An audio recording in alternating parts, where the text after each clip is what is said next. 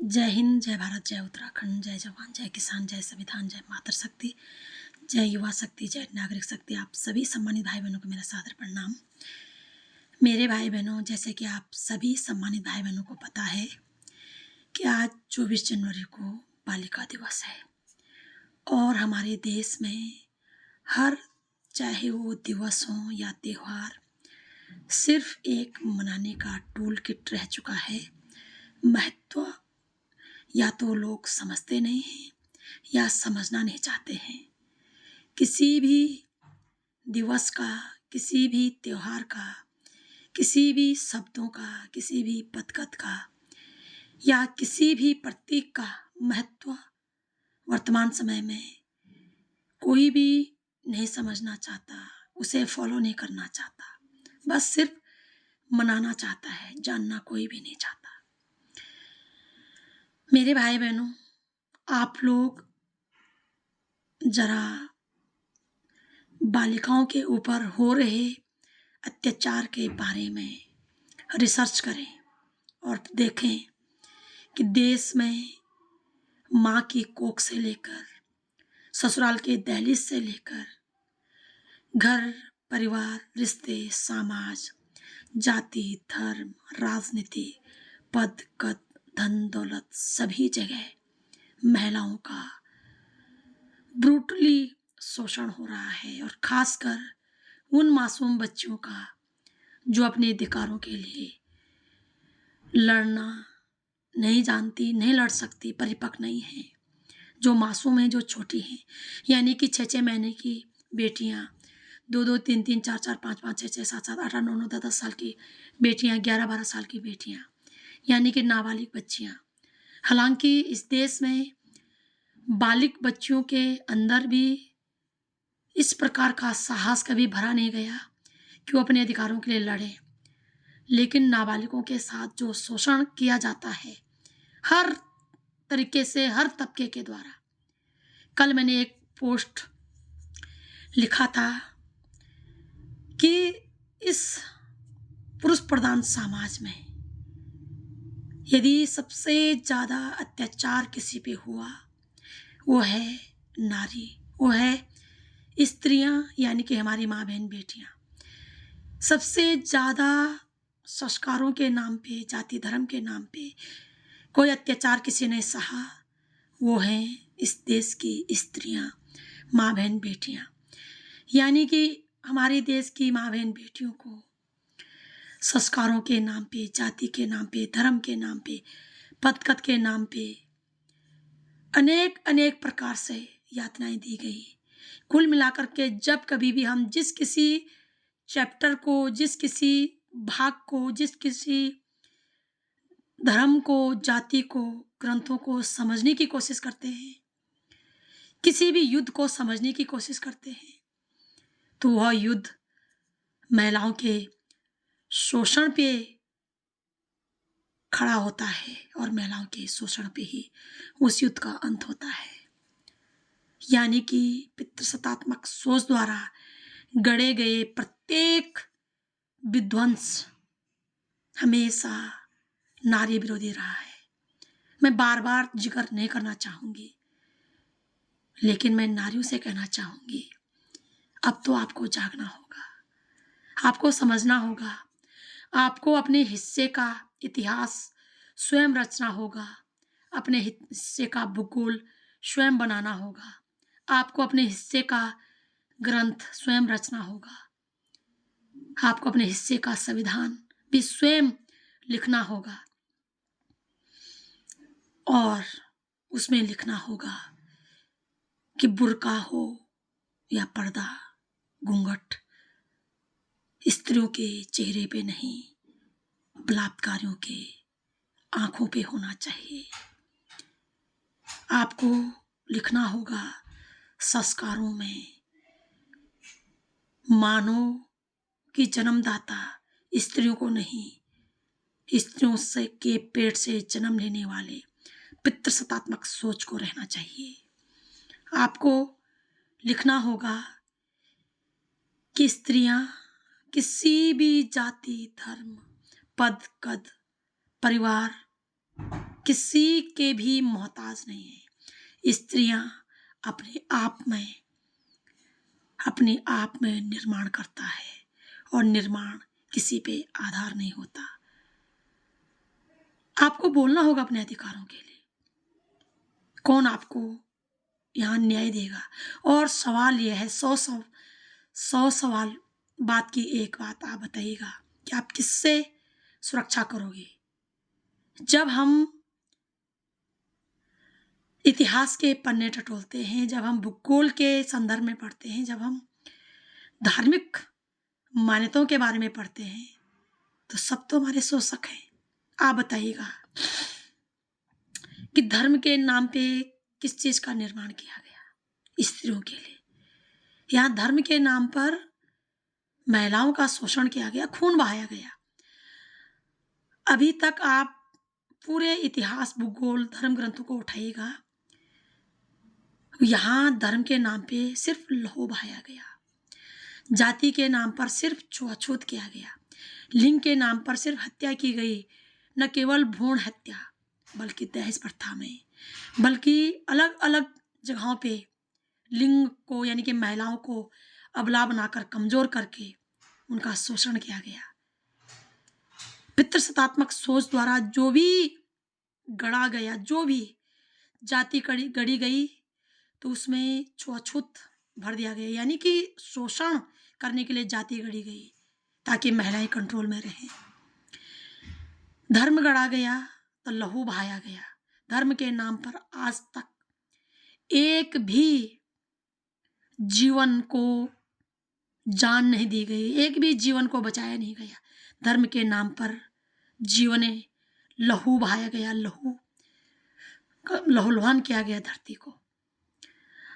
अभी मैं एक इति तथा कथित सोकॉल्ड पाखंड की बात 2-3 वक्तव्य सुन रही थी।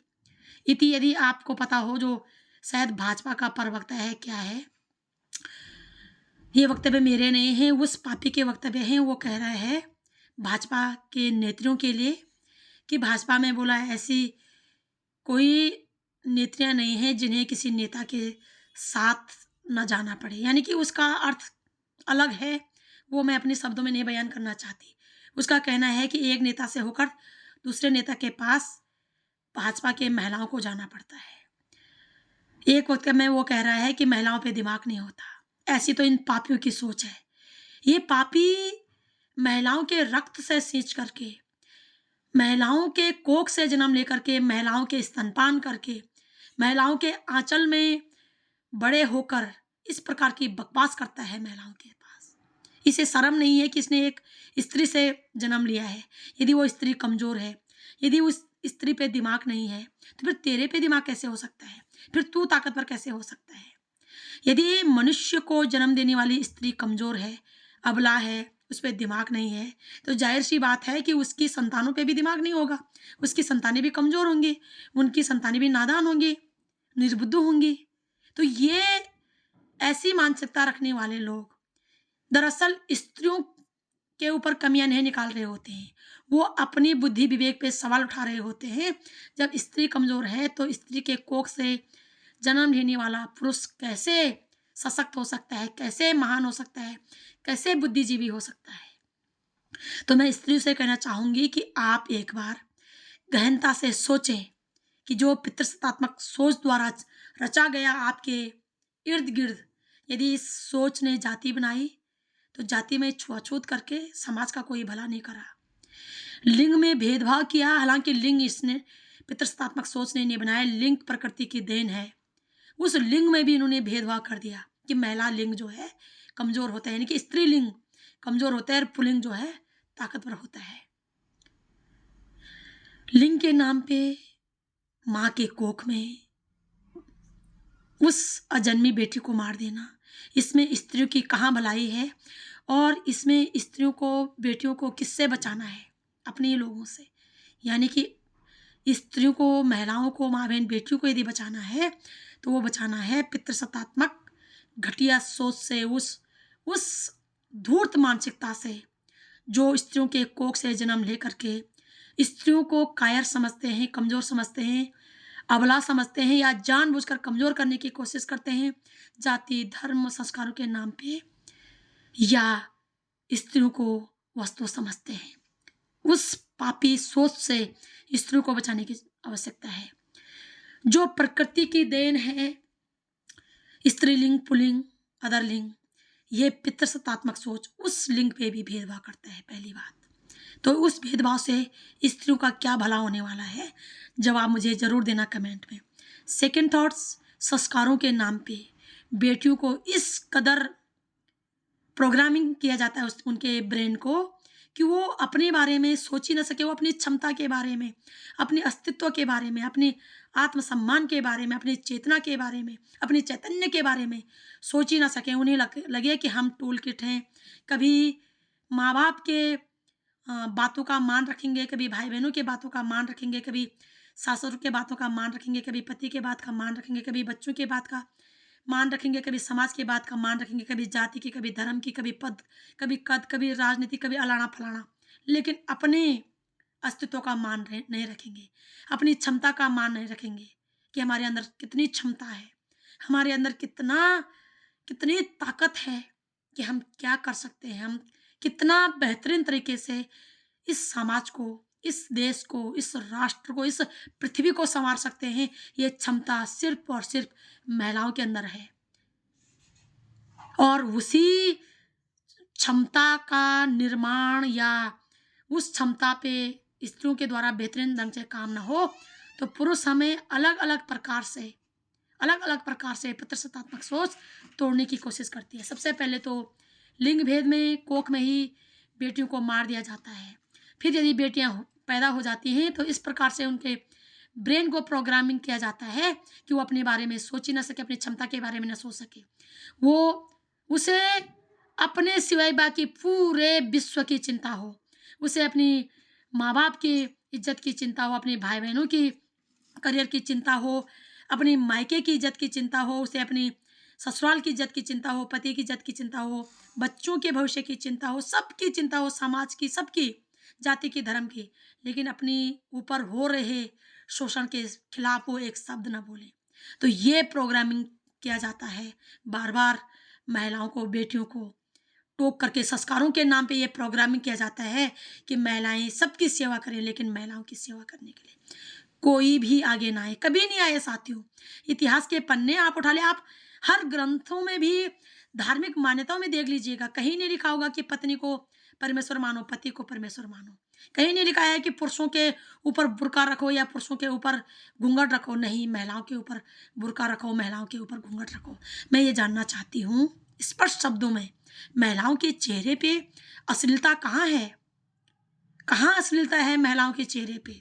और जिस समाज की वजह से महिलाओं को घूंघट रखना पड़ रहा है, बुर्का रखना पड़ रहा है, तो उस समाज की तो आंखें नोच देनी चाहिए। उस समाज को अपनी सोच चेंज करनी चाहिए कि उस कठोर और धूर्त सोच और मानसिकता और उन गंदी नजरों की वजह से महिलाएं अपनी पे बुर्का या पर्दा डाल रही हैं। तो गंदगी तो उस सोच में, उस मानसिकता में, उन दृष्टियों में है जिनकी वजह से माँ बहन बेटियों को अपने चेहरे पे जो है पर्दा या बुर्का डालना पड़ रहा है। दुर्भाग्य की बात यह है कि महिलाएं धर्म के नाम पर यह स्वीकार करते हैं कि हम अपनी मर्जी से बुर्का पहनते हैं या अपनी मर्जी से हम जो है पर्दा डालते हैं। लेकिन मैं पूछना चाहती हूँ कि इसमें आपकी किस प्रकार की मर्जी है? क्योंकि यदि आप अपनी मर्जी से बुर्का या पर्दा डालते हो अपने चेहरे पे, तो ये जानना भी हमारे लिए अत्यंत ज़रूरी हो जाता है इसमें आपकी कौन सी मर्जी है। क्योंकि ये सार्वजनिक चीज़ें हैं। जब सार्वजनिक चीज़ें हैं, इनका अफेक्ट चाहे अच्छा इफेक्ट हो चाहे साइड इफेक्ट हो, पूरे भारत की महिलाओं पे, पूरे विश्व की महिलाओं पे पड़ता है। तो जो भी महिलाएं पर्दा करती हैं, घूंघट करती हैं, बुर्का पहनती हैं, मैं उनसे जानना चाहती हूँ कि इसमें आपकी क्या मर्जी है और इस मर्जी से देश की ही नहीं पूरे विश्व की आधी आबादी नारी स्त्री जाति को क्या बेनिफिट होता है, वो जानना चाहते हैं आपसे। ये मत कहिएगा कि आपकी मर्जी है। ये महिलाओं ने नहीं लिखा। तब मैं महिलाओं की मर्जी मानती जब महिलाओं ने स्वयं अपने लिए धर्म ग्रंथ लिखे होते, जब महिलाओं ने स्वयं अपने लिए इतिहास रचा होता या भूगोल का कोई हिस्सा लिया होता महिलाओं ने अपने लिए, या संविधान का कोई चैप्टर, कोई आर्टिकल महिलाओं ने अपने लिए लिखा होता, तब मैं मानती कि यह आपकी स्वतंत्रता है, यह आपकी मर्जी है। शायद आप भूल रही हैं कि ये आप पे थोपे गए हैं, चाहे बुर्का हो, चाहे घूंघट हो, चाहे संस्कार हो, चाहे जाति हो, चाहे धर्म हो, चाहे इतिहास हो, भूगोल हो, धार्मिक मान्यताएं हो, सब महिलाओं पे थोपे गए। किसी भी महिला ने अपने लिए कुछ नहीं लिखा। जब कोई महिला अपने लिए लिखेगी तो वो बुर्का, घूंघट, गुलामी, कायरता, अबला, कमजोर क्यों लिखेगी? जब कोई महिला अपने लिए लिखेगी तो वो महिला अपने लिए सशक्त लिखेगी, वो महिला अपने लिए चैतन्य लिखेगी, वो महिला अपने लिए प्रकाश लिखेगी, वो महिला अपने लिए स्वतंत्रता लिखेगी। यदि मैं कहूँ कि मैं अपने लिए लिखूंगी तो मैं लिखूंगी स्वतंत्रता, मैं लिखूंगी चैतन्य, मैं लिखूंगी निर्माण, मैं लिखूंगी सशक्त नारी, मैं लिखूंगी मानव जननी, मैं लिखूंगी सर्वशक्तिमान। मैं क्यों लिखूंगी अपने लिए बुर्का? मैं क्यों लिखूंगी अपने लिए पर्दा? मैं क्यों लिखूंगी अपने लिए कायर? मैं क्यों लिखूं अपने लिए अबला? मैं क्यों लिखूं अपने लिए कमजोर? जब मैं कमजोर हुई नहीं, जब मैं अश्लील हुई नहीं, जब मैं कमजोर नहीं तो मैं अपने लिए कमजोर क्यों लिखूं? जब मैं अश्लील हुई नहीं तो मैं अपने चेहरे पे पर्दा, घूंघट या बुर्का क्यों डालूं? यदि ये शरीर तो मैंने नहीं बनाया, ये शरीर प्रकृति की देन है। तो जब ये शरीर प्रकृति ने बनाया, यदि अश्लील कोई है तो प्रकृति होगा। हम महिलाएं और हम महिलाओं के वो अंग, जिस अंग से, एक अंग से मानव समाज ने जन्म लिया और एक अंग से मानव समाज ने स्तनपान किया, दूध पिया, वो अंग अश्लील कैसे हो सकते हैं? और यदि वो अंग अश्लील है तो फिर महिला अश्लील कैसे हो सकती है? वो प्रकृति अश्लील होगी, जिसने महिलाओं के शरीर पे ये अंग दिए हैं, वो प्रकृति अश्लील होगी। तो मैं ये जानना चाहती हूँ कि क्या मर्जी है महिलाओं का घूंघट पहनने की? क्या फायदा है, क्या बेनिफिट है? कोई महिला, और जब जब इस संसार में महिलाओं ने लिखा तो महिलाओं ने अपने हिस्से का इतिहास लिखा। वीर वीरांगना तीलू, वीर वीरांगना झांसी, वीर वीरांगना रानी चेन्नम्मा, रानी दुर्गावती ने अपने लिए इतिहास लिखा और सशक्त इतिहास लिखा। माँ सावित्रीबाई फुले ने अपने लिए इतिहास लिखा और स्कूल बनाया। हमारी जितनी भी महिलाएं सशक्त हुई हैं, विश्व में जितनी भी महिलाएं सशक्त हुई हैं, उन्होंने अपने हिस्से का इतिहास लिखा। उन्होंने घूंघट नहीं लिखा, उन्होंने बुर्का नहीं लिखा, उन्होंने अश्लीलता नहीं लिखी, कायर नहीं लिखा, कमजोर नहीं लिखा, चूड़ी नहीं लिखी, ऐसे ऐसी कोई कमजोर पहचान नहीं लिखी जिसके लिए महिलाओं को कमजोर समझा जाए, जिसके लिए महिलाओं को बुर्का या घूंघट या पर्दा में रखा जाए, जिसके लिए महिलाओं को कायर समझा जाए या मूर्ख समझा जाए। महिलाएं विद्वान हैं, महिलाएं सशक्त हैं, महिलाएं चैतन्यवान हैं, महिलाएं परिपूर्ण हैं, महिलाएं निर्माणाधीन हैं, महिलाएं करुणा की सागर हैं, महिलाएं ममता की मूर्त हैं। वो महिलाएं कमजोर कैसे हो सकती हैं? दुनिया में यदि कोई भी पुरुष जिसने कोई भी गाथा लिखी हो, वो महिलाओं के रक्त से सींची गई हैं, वो महिलाओं के कोख में जन्मी हुई हैं, वो महिलाओं के स्तनपान से बड़े हुए हैं, महिलाओं के आंचल में पलकर बड़े हुए हैं, और महिलाएं कमजोर हो गई।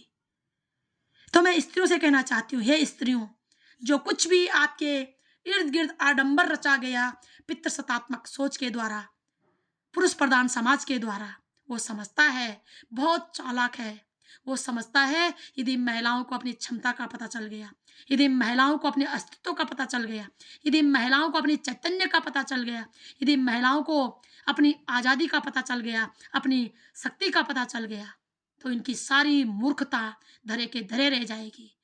इनकी ये आडंबर दर्शाते हैं, जो ये आडंबर इनके हैं, महिलाओं को पर्दा करना चाहिए, महिलाओं को बुर्का पहनना चाहिए, महिलाओं को घूंघट में रहना चाहिए, महिलाएं अबला हैं या चूड़ी पहनने वाली कमजोर हैं, या जो कुछ भी इनकी मानसिकता है, धर्म के नाम पे कट्टरता, खून बहाना, जाति के नाम पे छुआछूत करना, लिंग के नाम पे भेदभाव करना, संस्कारों के नाम पे महिलाओं को कमजोर करना, प्रथाओं के नाम पे महिलाओं का शोषण करना, या पदकत के आड़ में महिलाओं को कमजोर करना, उनका शोषण करना, या धन दौलत के आड़ में महिलाओं को प्रताड़ित करना, जो कुछ भी इनके क्रियाकलाप हैं, ये दर्शाते हैं मूर्ख महिलाएं नहीं, ये पितृ सत्तात्मक सोच है, ये कायरता दर्शाती है। महिलाओं ने जब जब भी संसार में कुछ करने की कोशिश करी, उसने अपनी क्षमता दिखाई, उसने अपने लिए मर्यादा बनाए, उसने किसी पुरुष के लिए कोई मर्यादा नहीं बनाया। महिलाओं द्वारा पुरुष के लिए मर्यादा ना बनाना यह दर्शाता है कि महिलाएं स्वतंत्र विचारों की हैं, महिलाएं बुद्धिजीवी हैं, क्योंकि महिलाएं स्वतंत्रता का अर्थ समझते हैं। महिलाएं किसी की स्वतंत्रता पे, किसी की व्यक्तिगत आज़ादी पे, किसी की अभिव्यक्ति की आज़ादी पे अटैक नहीं करती हैं, किसी की अभिव्यक्ति की आज़ादी का हनन नहीं करती हैं। इसलिए महिलाओं ने अपना परिचय दिया। आप इतिहास का प्रत्येक पन्ना उठा लीजिएगा, महिलाओं ने बुराई का सर्वनाश किया, महिलाओं ने चैतन्य को जगाया, लेकिन महिलाओं ने किसी के लिए कोई लाइन नहीं खींची कि पुरुष ये लाइन क्रॉस नहीं कर सकता, किसी के लिए लाइन नहीं खींची कि कोई अपनी चीज़ों को आज़ादी से नहीं रख सकता। महिलाओं पे लगाए गए पितृसत्तात्मक द्वारा पाबंदी दर्शाती है कि पितृसत्तात्मक सोच कायर है, कमजोर है, वो डरती है महिलाओं की आज़ादी से, वो डरती है महिलाओं के चैतन्य से, वो डरती है महिलाओं की स्वतंत्रता से, वो डरती है महिलाओं की अभिव्यक्ति से, वो डरती है महिलाओं के अंदर की शक्ति और क्षमता से। जिस दिन महिलाओं ने शक्ति के साथ अपनी क्षमता दिखाना, अपनी चैतन्य को दिखाना, अपने ज्ञान विज्ञान को दिखाना शुरू कर दिया, इनके तमाम जो ये प्रोपेगेंडा, जो आडंबर है महिलाओं के प्रति, जाति का, धर्म का, संस्कारों का, प्रथा का, नेम का, फेम का, दिखावटी, बनावटी, सजावटी का, ये सब धरा का धरा रह जाएगा। महिलाओं ने तो नहीं बोला पुरुष के लिए कि ब्यूटी पार्लर खोलो। ये महिलाओं को लगता है कि जो चीज़ें ये हो रही हैं वो हमारे फायदा के लिए हैं। महिलाएं ब्यूटी किसके लिए बनना चाहती हैं? जाहिर सी बात है पुरुषों के लिए। मैं पूछना चाहती हूँ, जितनी भी महिलाएं अंधाधुंध मेकअप करती हैं, सजती हैं, संवरती हैं, मुझे लगता है यदि जो महिला अपने अस्तित्व को समझती होगी, उसे ज़्यादा सजने और संवरने की आवश्यकता है नहीं। जाहिर सी बात है कि वो अपने चाहे पति के रूप में हो या प्रेमी के रूप में हो, अपनी पति या प्रेमी के लिए ही सजती है, संवरती है। तो कभी पूछा हमने कि हमारे पति, हमारे प्रेमी को हमारा सजना और संवरना ही क्यों पसंद है? हमारा असली अस्तित्व क्यों नहीं पसंद है? उन्हें हमारा वो रूप जो एक्चुअल में भगवान ने दिया हुआ है, प्रकृति ने दिया हुआ है, वो क्यों नहीं पसंद है? किसी पुरुष के लिए महिलाओं को सजना क्यों पड़ता है? महिलाओं के लिए ही ब्यूटी पार्लर, ये तमाम प्रकार की चीज़ें क्यों खोली गई हैं? दुर्भाग्य देखिएगा कि महिलाएं सोचती हैं ये हमारी भलाई के लिए है। दुनिया में तमाम प्रकार के जो ब्यूटी प्रोडक्ट आता है महिलाओं को सजने के लिए, संवारने के लिए, या तमाम धंधा चल रहा है इस विषय में, ये पितृसत्तात्मक सोच की पैदाइश है। ये महिलाओं की असलियत को बर्दाश्त नहीं कर पाता। इसे महिलाएं खूबसूरत चाहिए, इसे महिलाएं कोमल चाहिए, इसे महिलाएं कायर चाहिए, अबला चाहिए, मूर्ख ही चाहिए महिलाएं। इन्हें महिलाएं सशक्त नहीं चाहिए, महिलाएं बुद्धिजीवी, बुद्धिमान नहीं चाहिए, इन्हें महिलाएं अभिव्यक्ति की आज़ादी नहीं चाहिए, इन्हें महिलाएं कठपुतली चाहिए कि ये बोलेंगे कि संवर तो संवर, सज तो सज, उठ तो उठ, बैठ तो बैठ। महिलाओं की भी अपनी अभिव्यक्ति की आज़ादी है भाई। हमने तो कभी पुरुषों की आज़ादी में कलम नहीं डाला। हमने तो नहीं कहा पुरुषों को कि तुम हमारे लिए सजो, तुम हमारे लिए कुछ भी। अगर भारत में, खासकर भारत के इतिहास में बताना चाहूँगी कि एक भी ऐसा जिगर नहीं होता है जहाँ महिलाओं ने पुरुषों के लिए कहा होगा कि हमारे लिए खाना बना, हमारे कपड़े धो, हमारे बर्तन मांज, मेरे माँ बाप की सेवा कर, मेरे भाई बहनों की सेवा कर, या रिश्तेदारों को देख, या तमाम प्रकार की चीज़ें। कभी महिलाओं ने तो ये गाइडलाइन तैयार नहीं करी, महिलाओं ने तो कभी ये रूल तैयार नहीं किए पुरुषों के लिए। आखिर पुरुषों के ही द्वारा ये रूल महिलाओं के लिए क्यों तैयार किए जाते हैं? पहले मायके में कि घर को साफ सुथरा रख, खाना पीना बना, बर्तन बुर्तन मांज, कपड़े कुपड़े धो, या तमाम चीज़ें कर। क्या इस काम को पुरुष नहीं कर सकता? क्यों नहीं कर सकता? पुरुष के पास हाथ पांव ऐसे नहीं जो महिलाओं पे हैं, या महिलाओं के 10-10 हाथ पांव हैं कि वो काम सिर्फ महिला करेगी, पुरुष नहीं कर सकता। ये सवाल है, निशान है साथियों। ये सवाल पैदा होता है कि महिलाएं ही क्यों करे चूल्हा चौका, महिलाएं क्यों धोए बर्तन, महिलाएं क्यों धोए कपड़े, महिलाएं क्यों बर्दाश्त करे अपने शराबी पति को, महिलाएं क्यों भगवान घोषित करे अपने शराबी पति को। शराबी पति क्यों नहीं घोषित कर सकता अपनी पत्नी को भगवान? क्यों नहीं पति अपनी पत्नी की सेवा कर सकता है? ऐसा कैसे हो सकता है? क्या अलग है? या फिर देखो साथियों, कुछ चीजें होती हैं, जैसे किसी के अंदर कुछ भी क्षमता होती है, हम तो ऐसी कोई क्षमता नहीं देखते, बल्कि मैं तो कहती हूँ, मैं अपनी यदि मैं बात करूँ तो मैं तो कहती हूँ कि मुझे तो कई चीजों से बेहतर ज्ञान है, कई चीजों से बेहतर मेरे अंदर क्षमता है कि मैं बेहतर तरीके से चीजें कर सकती हूँ। तो जिसके अंदर ज्यादा क्षमता है, जो ज्यादा काम कर सकता है, मेरे हिसाब से तो ज्यादा सशक्त वही होगा। भारत में स्त्रियां पुरुषों के अकॉर्डिंग ज्यादा काम करती हैं। भारत में स्त्रियां चूल्हे चौके से लेकर के खाना पीना, साफ सफाई, कपड़े, बर्तन, खेती बाड़ी, मवेशियाँ, एवरी काम करती है। उसके बाद पढ़ती भी हैं, बच्चों को संभालती हैं, सासुर को संभालती हैं, सब कुछ करती हैं। तो जो ज़्यादा काम करता है मेरे हिसाब से वो ज़्यादा सशक्त हुआ। वो कैसे सशक्त हुआ? जो सिर्फ ऑर्डर दे रहे हैं, और ऑर्डर भी तब जब उन्होंने इस प्रकार से प्लानिंग ऑर्गेनाइज किया हुआ है कि महिलाओं को दबा के रखना है पिंजरे में, कभी मायके के पिंजरे में संस्कारों के नाम पे, कभी ससुराल के पिंजरे में जिम्मेदारियों के नाम पे, कभी समाज के पिंजरे में इज्जत के नाम पे, कभी जाति के पिंजरे में, कभी धर्म के पिंजरे में। यानी कि ये तमाम पिंजरे जानबूझकर महिलाओं को के लिए बनाई गई हैं कि महिलाएं इससे आगे सोच ही ना सके। जबकि हम देखते हैं इनका बेनिफिट कहीं भी दूर दूर तक महिलाओं को कभी नहीं मिला। मिलेगा कैसे? जो चीज महिलाओं के लिए बनाई नहीं गई है, जो चीज सिर्फ महिलाओं को नौकर गुलाम बनाने के लिए की गई है, और बेनिफिट पितृसत्तात्मक सोच के लिए प्रॉपर किया गया है, महिलाओं को गुलाम रखकर, महिलाओं को नौकर बनाकर, इसका बेनिफिट पितृसत्तात्मक सोच को होगा, यानी कि पुरुष प्रधान समाज को होगा। महिलाओं को कोई बेनिफिट नहीं होता, कभी नहीं होता। दो दो घर की बोलते हैं महिलाएं इज्जत होती हैं। जब महिलाओं पे मुसीबत आती है, एक घर का एक व्यक्ति भी महिलाओं के साथ खड़ा नहीं होता। मैंने ये चीजें एक बार नहीं, पूरे 1000 बार माइंड के 1000 बार अपनी आंखों से अनुभव किया इस चीज को। काम करने के लिए दो दो घरों के लोग कहते हैं कि जब महिलाएं काम की होती हैं, यानी कि जब महिलाएं इस स्थिति में होती हैं कि वो काम कर सके, तब वो दो दो घरों की इज्जत हो जाती है। लेकिन जब महिलाओं पे मुसीबत आती है, जब महिलाओं पे किसी न किसी प्रकार से किसी न किसी प्रकार का आफत आती है, तब एक घर की वह एक भी सदस्य महिलाओं का साथ नहीं निभाता, महिलाओं के साथ खड़े नहीं होते, वो चाहे मायके का हो चाहे ससुराल का हो। जो पूरी खानदान, जो परिवार, जो बच्चे, जो समाज, जो जाति, जो धर्म, जो राष्ट्र, जो पद, जो कद, जो इतिहास, जो भूगोल, जो धर्म, जो राजनीतिक महिलाओं के नाम पे और महिलाओं के दम पे चल रहा है, वहां महिलाओं की कोई हिस्सेदारी नहीं, महिलाओं को उसका कोई बेनिफिट नहीं।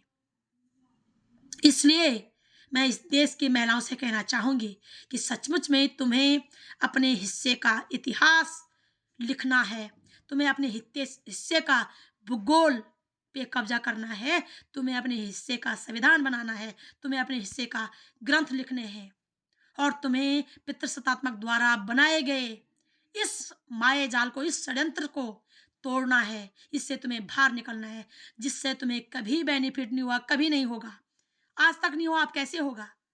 कभी नहीं होगा। और आज वर्तमान भारत में महिलाओं के पक्ष में यदि कोई है, वो संविधान है साथियों।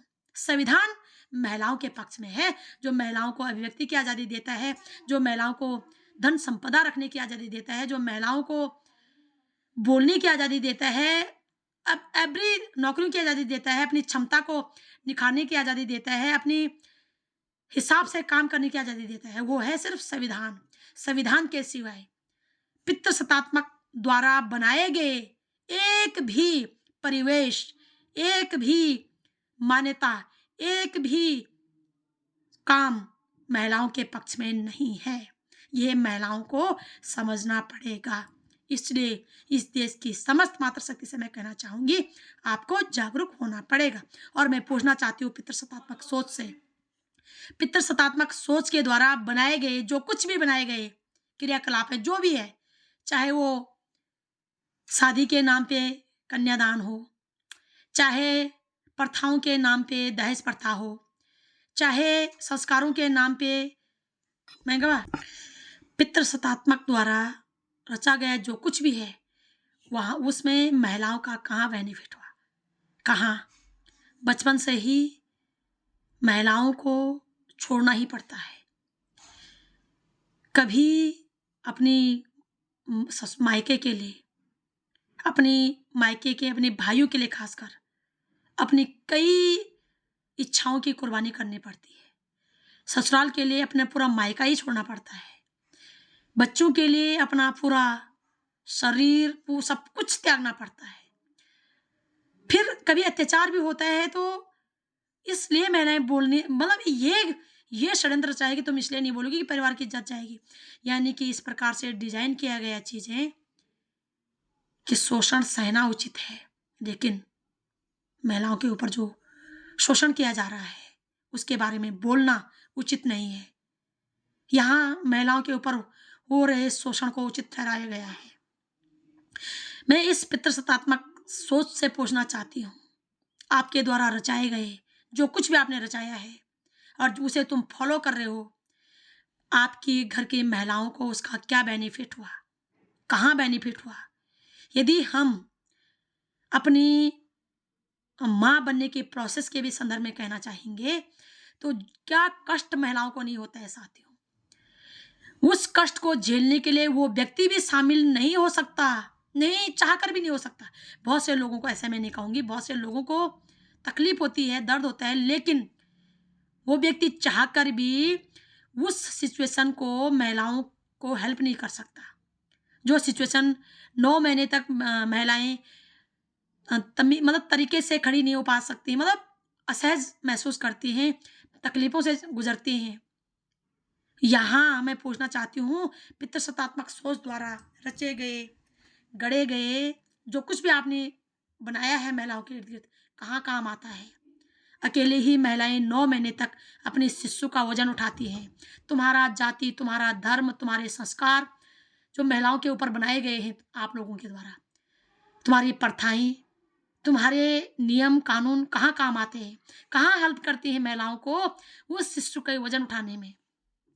जब प्रसव पीड़ा होती है और प्रसव पीड़ा के दौरान महिलाएं कितने भयंकर पीड़ा से गुजरती हैं, हम पूछना चाहते हैं इस पितृसत्तात्मक सोच द्वारा आपकी यह जो नियम नीतियां हैं महिलाओं के ऊपर गढ़े गए, वो कहाँ काम आती हैं?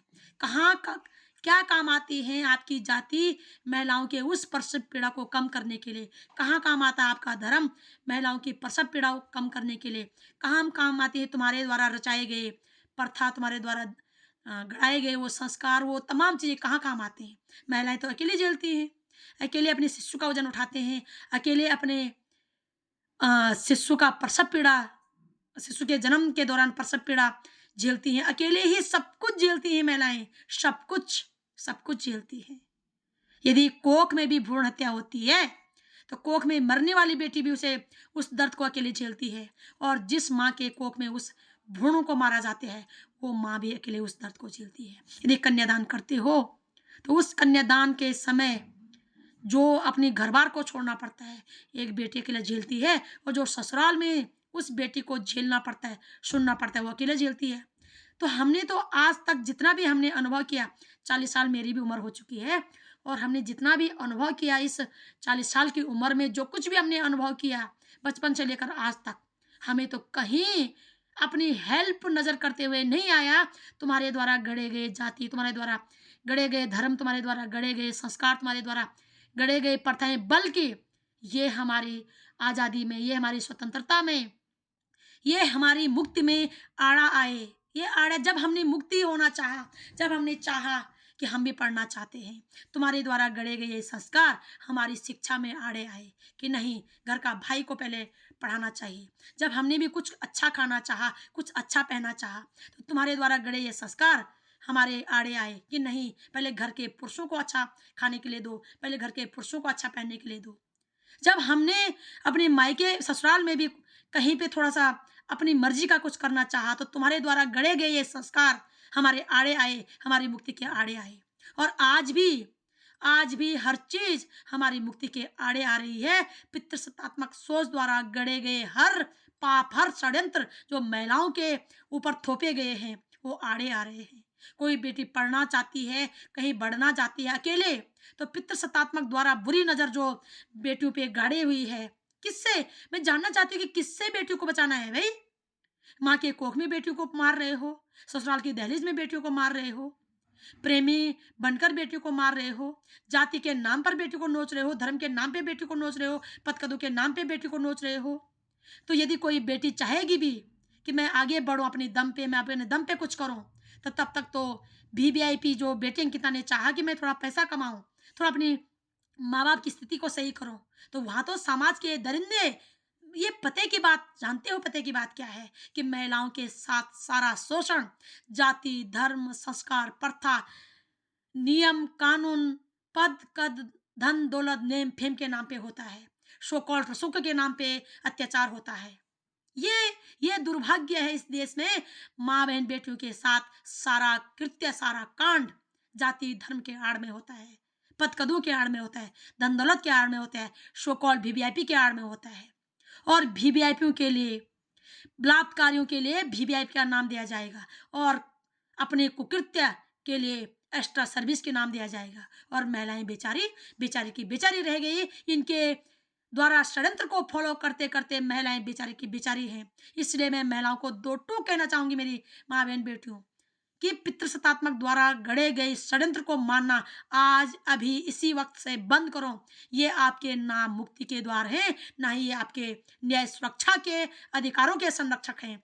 यदि इस राज्य में, इस देश में महिलाओं का कोई गुनहगार है, यदि इस संसार में महिलाओं का कोई शोषणकारी है, तो वो है पितृसत्तात्मक द्वारा गढ़े गए हर प्रकार के षड्यंत्रकारी नीति नियम, चाहे वो संस्कारों के नाम पे हो, परिवार के नाम पे हो, रिश्तों के नाम पे हो, प्रथाओं के नाम पे हो, जाति धर्म के नाम पे हो, या वर्तमान समय में पद का धन दौलत नेम फेम या राजनीतिक रसूखों के नाम पे हो, सब कुछ महिलाओं के शोषण के लिए इस्तेमाल किया जाता है।